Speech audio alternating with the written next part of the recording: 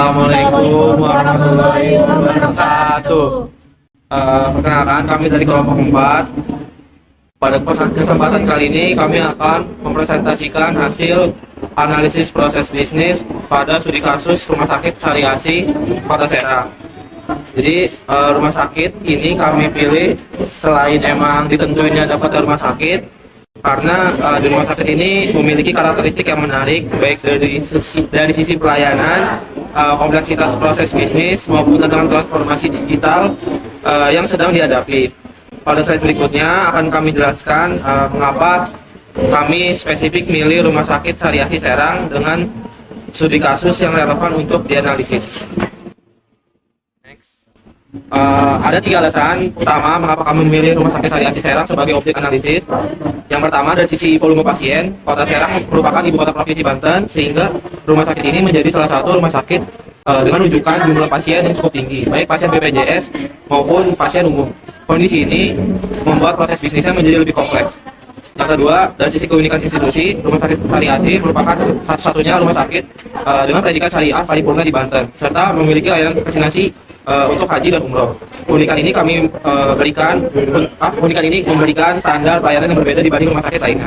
Yang ketiga, dari sisi urgensi digitalisasi, saat ini rumah sakit dituntut untuk berintegrasi dengan platform yaitu Satu Sehat dari Kementerian Kesehatan. Selain itu, masih terdapat beberapa proses yang dilakukan secara semi manual, sehingga peluang untuk melakukan transformasi digital masih sangat besar.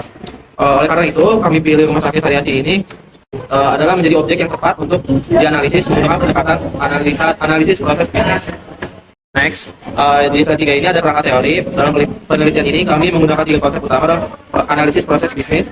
Yang pertama ada as is, yaitu menggambarkan kondisi proses bisnis yang sedang berjalan saat ini tanpa adanya perubahan. Pada tahap ini kami memetakan alur pelayanan sekaligus mengidentifikasi hambatan atau bottleneck yang terjadi. Konsep kedua yaitu to be, perancangan proses bisnis yang diharapkan setelah dilakukan perbaikan melalui pemanfaatan teknologi informasi. Yang ketiga ada BPR atau Business Process Reengineering, yaitu proses mendesain ulang proses bisnis secara menyeluruh, bukan hanya melakukan perbaikan kecil, tetapi melakukan perubahan yang lebih fundamental agar pelayanan menjadi lebih efektif dan efisien. Ketiga konsep tersebut menjadi dasar dalam penyusunan analisis kami, mulai dari kondisi saat ini, identifikasi masalah, hingga rekomendasi solusi. Ini adalah hasil analisis SWOT dari sisi ini. RS Sariasi memiliki layanan kesehatan yang lengkap, tenaga medis.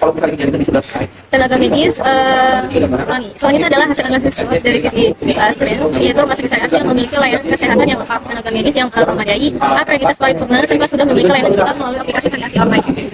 Lalu dari sisi weaknesses, masih ditemukan beberapa kelemahan seperti proses administrasi yang masih manual, data pasien yang belum sepenuhnya terintegrasi, koordinasi lintas bagian belum optimal, rekam medis belum terdigitalisasi penuh, dan waktu tunggu berpotensi panjang. Lalu dari sisi opportunities, terdapat peluang besar melalui implementasi SIMRS, lalu electronic medical record, integrasi Satu Sehat, serta meningkatnya kebutuhan masyarakat terhadap pelayanan kesehatan digital. Sedangkan dari sisi threats, rumah sakit menghadapi persaingan dengan rumah sakit yang sudah lebih digital, perkembangan teknologi yang sangat cepat, risiko kebocoran data pasien, lalu biaya pengembangan dan maintenance IT tinggi, dan perubahan regulasi BPJS dan kebijakan Kemenkes. Lalu berdasarkan kondisi yang telah dianalisis sebelumnya, kami menyusun analisis gap antara kondisi saat ini atau as is dengan kondisi yang diharapkan atau tinggi. Prioritas paling tinggi adalah implementasi elektronik medical record atau EMR yang terintegrasi di seluruh unit pelayanan, serta monitoring pasien secara real time. Lalu kedua, aspek ini menjadi fondasi utama transformasi digital rumah sakit. Lalu prioritas berikutnya meliputi digitalisasi pendaftaran melalui aplikasi dan antrian online, integrasi hasil pemeriksaan secara otomatis, rekam medis elektronik, peningkatan koordinasi antar unit melalui platform digital, serta pengembangan layanan telemedicine. Sedangkan prioritas menengah meliputi sistem penjadwalan otomatis dan integrasi layanan spesialis agar seluruh proses pelayanan menjadi lebih efisien. Analisis gap ini menjadi dasar dalam merancang proses bisnis baru yang akan memberikan pelayanan yang lebih cepat, terintegrasi, dan berorientasi pada kebutuhan pasien. Selanjutnya ada aplikasi dan sistem yang digunakan. Aplikasi ini untuk mendukung transformasi proses bisnis dari as-is ke to-be. Jadi diperlukan berbagai sistem dan aplikasi terintegrasi sebagai berikut. Yang pertama ada aplikasi sistem informasi manajemen rumah sakit yang berfungsi untuk mengelola proses operasional rumah sakit secara terintegrasi. Modul kuncinya adalah modul pendaftaran pasien, rekam medis, rawat jalan, rawat inap, IGD, farmasi, laboratorium, radiologi, keuangan, dan laporan. Yang kedua ada IMR atau Electronic Medical Record yang berfungsi untuk mengelola data rekam medis pasien secara digital. Modul kuncinya data identitas pasien, riwayat penyakit, hasil pemeriksaan diagnosis, tindakan medis, resep, catatan dokter atau perawat. Selanjutnya ada aplikasi mobile sariasi online yang berfungsi untuk memberikan layanan digital bagi pasien. Modul kuncinya registrasi online, jadwal dokter, booking layanan, informasi pelayanan, antrian pasien. Selanjutnya ada sistem antrian online yang berfungsi untuk mengatur dan memantau antrian pelayanan pasien. Modul kuncinya yaitu nomor antrian, jadwal poli, status antrian, dan estimasi waktu pelayanan. Selanjutnya ada sistem BPJS yang berfungsi untuk mendukung proses pelayanan pasien BPJS. Modul kuncinya verifikasi peserta, data rujukan, penerbitan SEP, pengajuan klaim, dan monitoring klaim. Selanjutnya ada sistem farmasi rumah sakit yang berfungsi untuk mengelola pelayanan obat pasien. Modul kuncinya pengelolaan resep, stok obat, distribusi obat, dan laporan farmasi. Selanjutnya ada Laboratory Information System yang berfungsi untuk mengelola proses pemeriksaan laboratorium. Modul kuncinya yaitu input pemeriksaan, hasil tab, penyimpanan data hasil pemeriksaan. Selanjutnya ada PACS yang berfungsi untuk mengelola hasil pemeriksaan radiologi digital. Modul kuncinya penyimpanan hasil radiologi, gambar medis, dan akses hasil pemeriksaan. Selanjutnya ada satu sehat Kemenkes yang berfungsi untuk menghubungkan data kesehatan dengan sistem nasional. Modul kuncinya identitas pasien, integrasi rekam medis, pertukaran data kesehatan, dan pelaporan kesehatan. Yang terakhir ada sistem telemedicine atau layanan online yang berfungsi untuk mendukung pelayanan kesehatan jarak jauh. Modul kuncinya konsultasi online, video call dokter resep, jadwal konsultasi, dan tindak lanjut pasien. Baik, di sini saya akan menyontohkan alur diagram BPMN hemodialisa. Jadi alurnya dimulai dari pasien tiba di RS, lalu administrasi menerima pendaftaran pasien, lalu administrasi memeriksa dokumen dan BPJS secara manual, lalu pasien mengambil nomor antrian, pasien melakukan pendaftaran dan menyerahkan dokumen, pasien menunggu verifikasi administrasi, pasien menuju ruang hemodialisa, lalu pasien menjalani pemeriksaan awal, pasien menjalani tindakan hemodialisa, lalu pasien mengambil obat jika diperlukan, pasien melakukan pembayaran, lalu pasien pulang. Jadi di administrasi ini jika ada decision atau keputusan, dokumen lengkap. Jika tidak, administrasi menyuruh pasien melengkapi dokumen, lalu petugas memverifikasi kelengkapan data pasien, lalu memeriksa dan menandatangani dokumen persetujuan tindakan. Jika ya, administrasi menyiapkan rekam medis, lalu menyerahkan berkas ke unit hemodialisasi, lalu dokter atau perawat menerima rekam medis pasien, melakukan pemeriksaan awal, dokter mengevaluasi kondisi pasien, lain menjalani hemodialisasi. Jika tidak, dokter tindakan ditunda. Jika tindakan ditunda, lalu dokter memberikan edukasi dan instruksi medis terkait penundaan tindakan. Petugas menjadwalkan ulang atau reschedule hari atau jam tindakan hemodialisis berikutnya. Selesai. Jika ya, lanjut hemodialisa, menyiapkan alat dan mesin, lalu melaksanakan hemodialisa, melakukan monitoring pasien, mencatat hasil tindakan secara manual, lalu terakhir membuat resep bila diperlukan. Farmasi atau kasir memberikan bukti pembayaran. Farmasi menerima resep obat, lalu menyiapkan obat. Farmasi juga menyerahkan obat kepada pasien, lalu kasir menghitung biaya layanan. Lalu kasir menerima pembayaran dan memberikan bukti pembayaran. Selesai.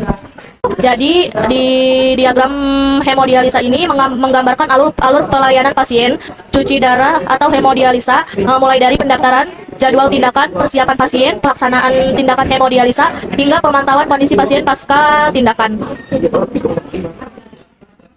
Adapun di sini diagram proses bisnis usulan atau to be. Proses bisnis yang diharapkan to be merupakan rancangan perbaikan dari proses bisnis yang berjalan saat ini as is. Pada Rumah Sakit Sariasi Kota Serang, proses to be dibuat untuk meningkatkan efektivitas pelayanan melalui penyederhanaan alur proses integrasi data serta pemanfaatan teknologi informasi. Pada perancangan ini, proses pelayanan mulai dari pendaftaran pasien, pemeriksaan tenaga medis, pengelolaan obat oleh farmasi, hingga administrasi diharapkan agar lebih terstruktur dan terintegrasi. Berikut adalah diagram proses bisnis usulan to be pada Rumah Sakit Sari Asih Kota Serang.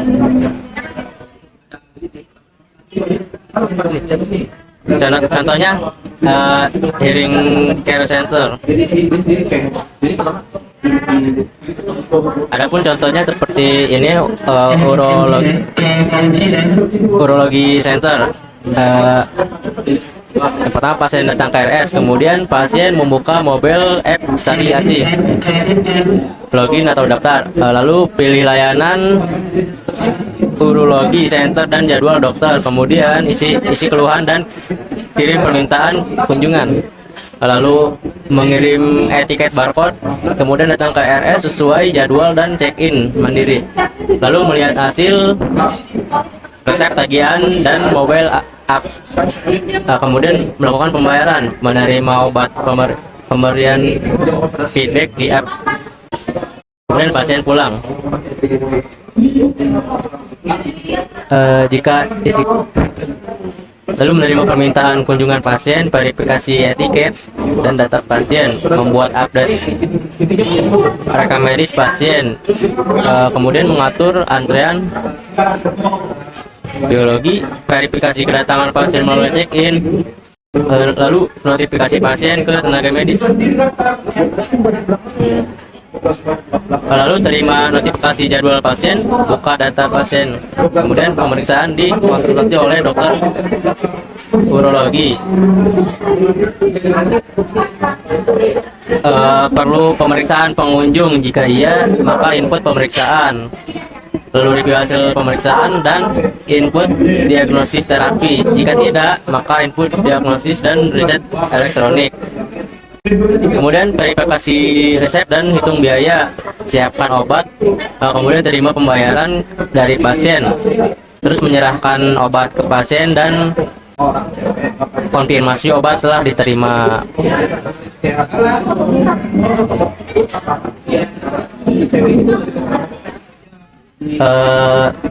Adapun di sini bisnis proses re-engineering BPR.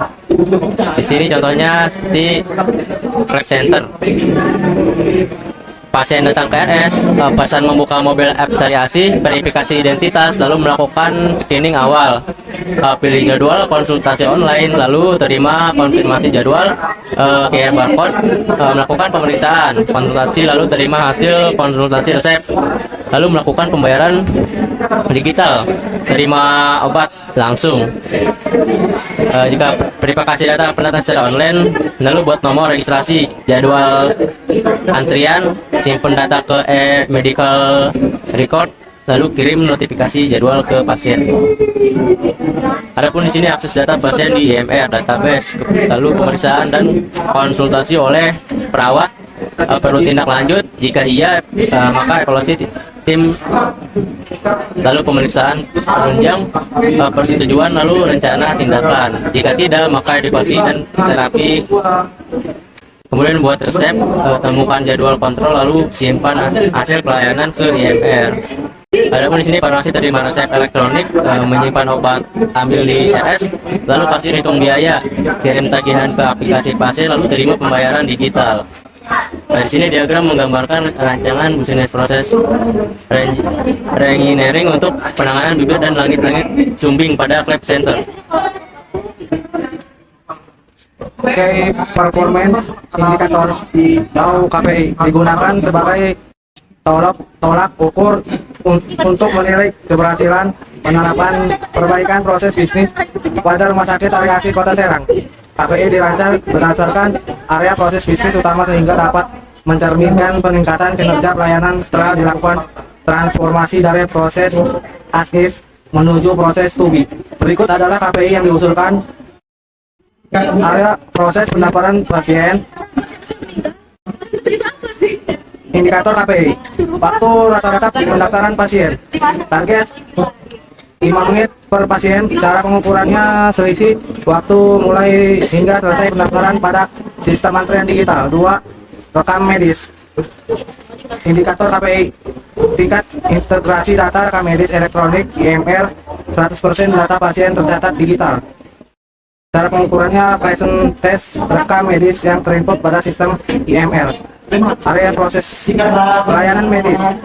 Waktu tunggu pasien sebelum diperiksa dokter target 30 menit. Cara pengukurannya selisih waktu antrian dengan waktu mulai pemeriksaan. Area proses farmasi. Indikatornya waktu tunggu penyediaan obat target 15 menit, obat non racikan. Cara pengukurannya selisih waktu resep diterima dengan obat diserahkan. Area proses layanan BPJS.